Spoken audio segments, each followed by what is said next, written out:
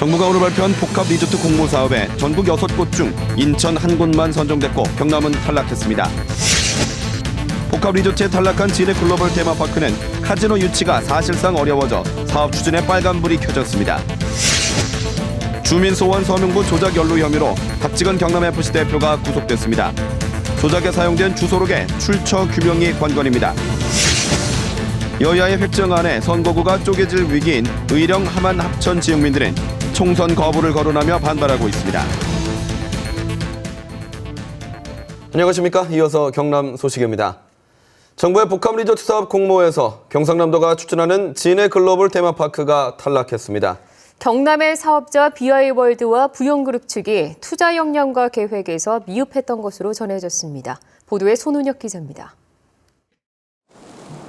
진해 글로벌 테마파크 성공의 핵심 사업으로 여겨진 정부의 복합 리조트 사업. 카지노와 호텔, 아울렛 등이 들어서면서 9조 4천여억 원의 생산 유발과 10만 명의 고용 유발 효과가 있을 것으로 예상됐습니다. 저희들은 선정이 되리라고 확신을 합니다. 이 사업을 제안한 게 청와대 시도지사 회의에서 제가 제안을 했거든요. 경상남도는 미래 50년 핵심 사업으로 선정을 자신했지만 결국 탈락했습니다. 6곳을 심사하는 2차 단계까지 올라가 2곳 이상이 선정될 경우 지방 몫으로 경남이 선정될 것으로 기대했지만 정부의 최종 선택은 인천 영종도 한 곳. 문화체육관광부 관계자는 안정적으로 추진할 투자 역량과 투자 계획을 갖춘 사업자는 한 곳밖에 없었다고 선정 이유를 밝혔습니다. 선정된 업체 총 사업비는 1조 5천억 원, 경남 사업자 BY월드 5조 1천억 원의 절반도 안 되는 규모였지만 실행 역량 등에서 우수한 평가를 받았습니다. 개발 면적의 60%가 주거단지인 것이 알려지면서 논란이 된 BY월드의 사업 계획이 미흡했던 것으로 해석됩니다. 또 선정 조건인 외국 자본 5천만 달러 유치가 기간 안에 이루어지지 못해 자격 미달 논란도 있었습니다. 경상남도가 3년 가까이 이 사업을 추진하면서 중국 등 외국 투자자 유치에 어려움을 겪은 탓입니다. 장밋빛 청사진을 제시했던 글로벌 테마파크 조성 사업이 위기를 맞았습니다. KBS 뉴스 손원익입니다. 경상남도가 복합 리조트 선정에 실패하면서 진해 글로벌 테마파크 사업 추진에도 빨간불이 켜졌습니다. 카지노 유치가 사실상 어려워지면서 사업 방향에 대한 수정이 불가피해 보입니다. 보도에 김현수 기자입니다. 경상남도는 정부 복합 리조트 사업에 탈락하더라도 진해 글로벌 테마파크 사업은 계속 추진하겠다는 입장을 지난해부터 밝혀왔습니다. 정부에서 승인을 해주든 안 해주든 경상남도의 입장으로 복합 리조트 산업을 지금 할 수 있습니다. 진해 글로벌 테마파크는 경제자유구역 안에 있기 때문에 5억 달러 이상의 외국 자본을 유치할 경우 경상남도가 정부의 카지노 허가를 신청할 수 있다는 규정을 근거로 한 것입니다. 하지만 정부가 복합 리조트 사업자를 당초보다 대폭 축소한 것을 보면 경상남도가 외자 유치를 하더라도 카지노 허가를 받아낸다는 보장은 없습니다. 전 세계적인 카지노 사업 불황으로 수익성이 크게 나빠지고 있기 때문입니다. 신청을 하면 정부가 해줄지 안 해줄지 사실은 좀 칼자루를 정부가 쥐고 있잖아요. 그러니까 외국인들이 안 들어오는 거예요. 여기다 진해 글로벌 테마파크의 핵심인 영화와 게임을 주제로 한 테마파크 조성을 위해 미 폭스사와 투자 협약을 체결했지만 유치 여부는 불투명합니다. 이 때문에 경상남도는 진해 글로벌 테마파크 사업과 관련해 사업 방향 등을 전면 재검토해 추진할 것으로 알려졌습니다. KBS 뉴스 김현수입니다. 다음 소식입니다. 박종훈 교육감 주민 소환 서명부 조작에 연루됐다는 의혹을 받아온 박지근 경남FC 대표가 구속됐습니다. 이제 경찰이 조작에 사용된 주소록의 출처와 윗선 개입 여부 등을 밝힐 수 있느냐가 관건입니다. 박상현 기자가 취재했습니다. 박지근 경남FC 대표와 경남FC 직원 55살 정모 씨가 구속됐습니다. 박 대표는 지난해 12월 10여 명을 동원해 교육감 주민 소환 서명부 조작을 지시한 혐의를 받고 있고 정 씨는 박 대표의 지시를 받아 경남FC 직원들을 조작에 동원한 혐의를 받고 있습니다. 법원은 피의자들이 범행을 부인하고 있어 도주와 증거인멸 우려가 있다고 영장 발부 이유를 밝혔습니다. 수사 시작 2달 만에 처음으로 주요 피의자가 구속된 겁니다. 경찰이 박 대표 등에게 적용한 혐의는 주민소환법 위반과 사문서 위조. 이제 관심은 조작에 사용한 주소록의 출처를 밝혀낼 수 있느냐에 모이고 있습니다. 그동안 박 대표 등이 혐의를 부인하면서 주소록에 대한 수사는 답보 상태. 주소록의 출처를 명확히 규명할 수 있느냐에 따라 박 대표 이상 윗선의 실체도 드러날 수 있을 것으로 보입니다.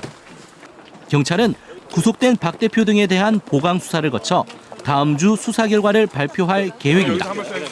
KBS 뉴스 박상현입니다. 고 성완종 경남기업 회장에게서 불법 정치자금 1억 원을 받은 혐의로 기소된 홍준표 경남지사에 대한 세 번째 재판이 열렸습니다.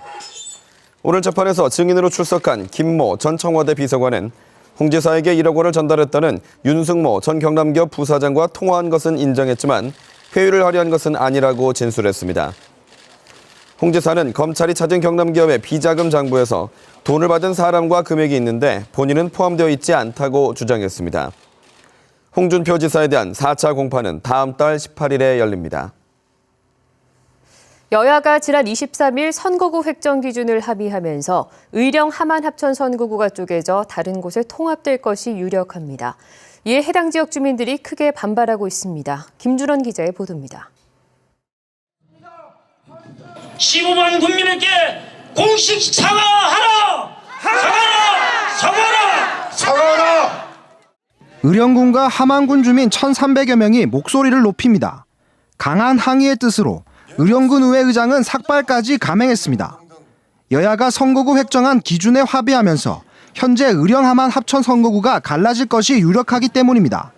함안과 의령은 기존 밀양 창녕 선거구에, 합천은 산청 함양 거창 선거구에 합쳐질 것으로 예상되고 있습니다. 주민들은 지역 국회의원이 공석인 상황에서 지역 의견을 반영할 기회조차 없었다며 격분합니다. 우리 지역민으로서는 아예 소외받고 천대받는 그런 실정입니다. 인격을 무시하고 선거구 분할을 쪼갠다 하는 자체는 있을 수 없는 일이며 특히 선거구 최소 인구보다 적은 산청 함양 거창은 그대로 두면서 최소 인구를 넘긴 의령 함안 합천이 갈라져야 한다는데 큰 불만입니다. 사는 후에는 함안이라든지 밀양이라든지 작년에 인구가 그만큼 늘어나면은 이 어른은 또 어디로 가라고.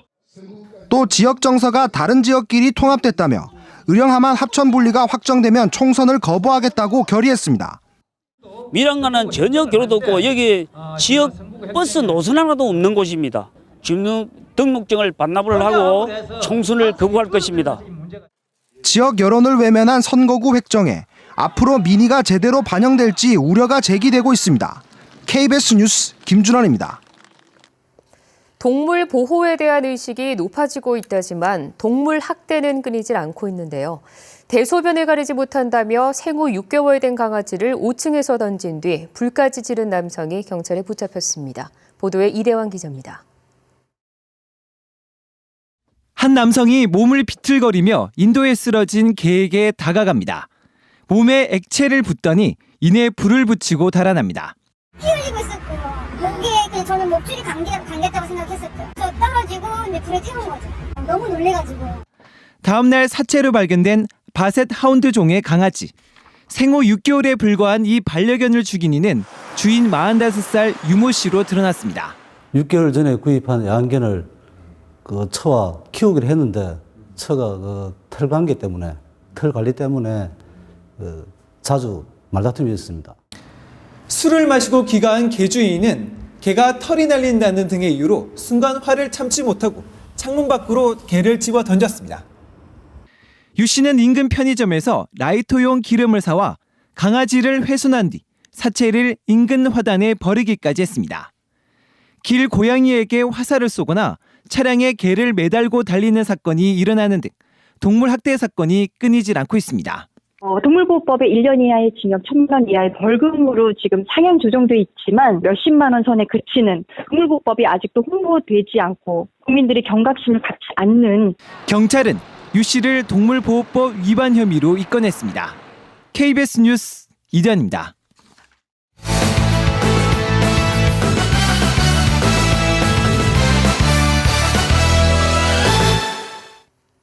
주요 단신입니다. 삼성중공업과 대우조선해양이 지난달에 이어 이달에도 수주를 한 건도 하지 못했습니다. 이들 업체는 통상 연초에는 수주가 잘 되는데 올 들어 수주를 단 한 척도 하지 못한 것은 극히 이례적이라며 조선 경기 회복이 쉽지 않을 것으로 우려했습니다. 경남경찰청이 새학기 개학을 앞두고 아동안전관계자 간담회를 열었습니다. 오늘 간담회에는 학교 안에서 학교폭력 예방 활동을 하고 외부인 출입 등을 점검하는 배움터 지킴이와 학교 밖 통학로와 놀이터 등을 순찰하는 아동안전지킴이 등 80여 명이 참석했습니다. 지난해 경남 지역 학교 급식비 미납액이 12억여 원으로 크게 늘었습니다. 경남교육청은 지난해 말 기준 급식비 미납액이 전체 납부금 1,300여 원의 0.9%에 해당하고 미납 학생은 전체 3%인 1,700여 명으로 나타났다고 밝혔습니다. 지역별 미납률은 하동군이 4%로 가장 높았고 다른 17개 시군은 0.5에서 1.9%로 나타났습니다. 더불어민주당 경남도당은 오늘과 내일 이틀 동안 김해 시민 5만 명을 대상으로 안심번호 휴대전화 여론조사를 벌여 50% 이상 최다 득표자를 후보로 확정해 내일 오후 6시에 발표할 예정입니다. 새누리당 경남도당 공천관리위원회는 오늘 오후 5시부터 6차 회의를 열어 김해시장과 거창군수 재선거 경선 방식을 다시 논의했습니다. 창원시는 지난해 이웃 돕기에 적극적으로 나선 단체와 개인을 선정해 감사패를 전달했습니다. 유공자는 1억 1,000여만 원을 기부한 하나테크윈 등 10개 단체와 1,000만 원을 기부한 마산합포구의 김점수 씨 등 개인 12명입니다. 지난해 창원시에서는 1,550여 단체와 개인이 35억 2천여만 원을 기부해 8만 4천여 세대에 전달됐습니다. 지난 2014년 경남 지역 근로소득자 가운데 억대 연봉자는 2만여 명으로 집계됐습니다. 경남 소식이었습니다.